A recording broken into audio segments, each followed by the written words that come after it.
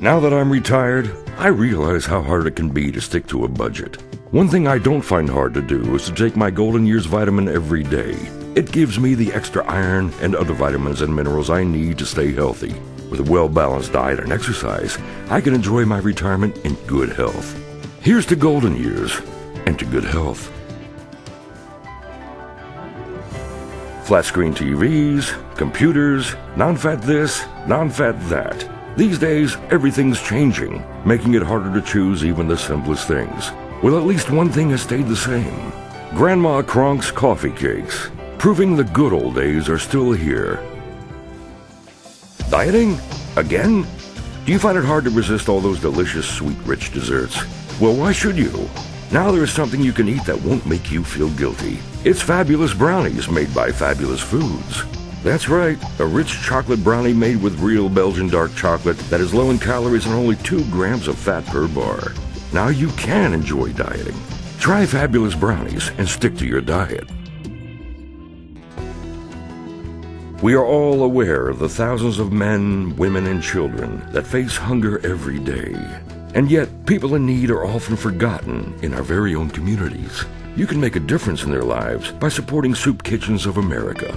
Be a positive influence in your community and help stop hunger. Call Soup Kitchens of America today. The first people to come to Jamaica were people from Venezuela, known as the Arawaks.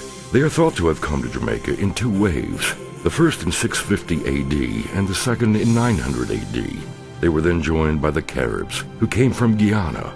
The Arawaks were a peaceful people, but the Caribs were cannibalistic and fierce fighters, so constant fighting arose between the 2 groups.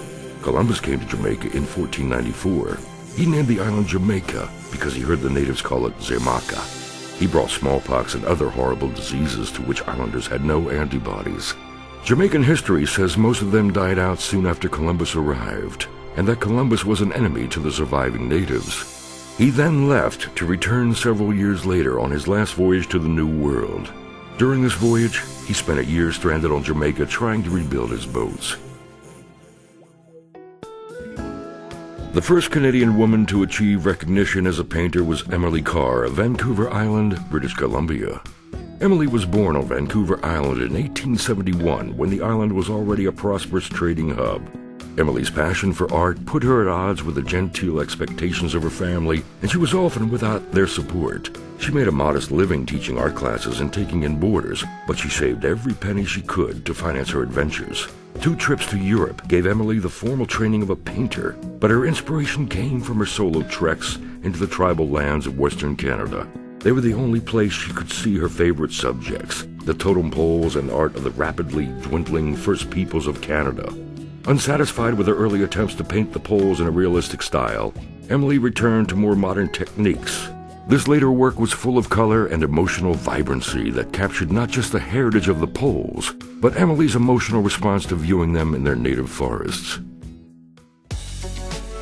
Interested in giving back to the community and making a dramatic difference in someone's life? Canine Companions for Independence, the national nonprofit that trains assistance dogs for people with disabilities, is looking for volunteers to become puppy raisers.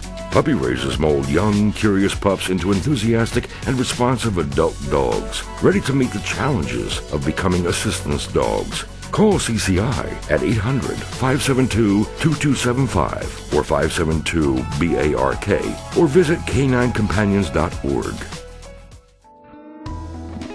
No activity can bond a family together quite like boating and fishing. It's a wonderful opportunity for you to talk, to laugh, and to create new memories. So take someone you love out on the water and see where the water takes you. To learn about local boating and fishing resources, plus helpful tips for your next trip, please visit takemefishing.org. You're listening to 1310 AM, WADB, Asbury Park. You're listening to 102.3 WAIV, Cape May. You're listening to 88.9 FM, WAJM, Atlantic City. You're listening to 106.5 FM, WBBO, Bass River Township. You're listening to 90.5 FM, WBJB, Lincroft. You're listening to 1260 AM, WBUD, Trenton. You're listening to 105.9 FM, WCAA, Newark. You're listening to 1040 AM, WCHR, Flemington. You're listening to 1230 AM, WCMC, Wildwood. You're listening to 530 AM, WCPR, Hoboken.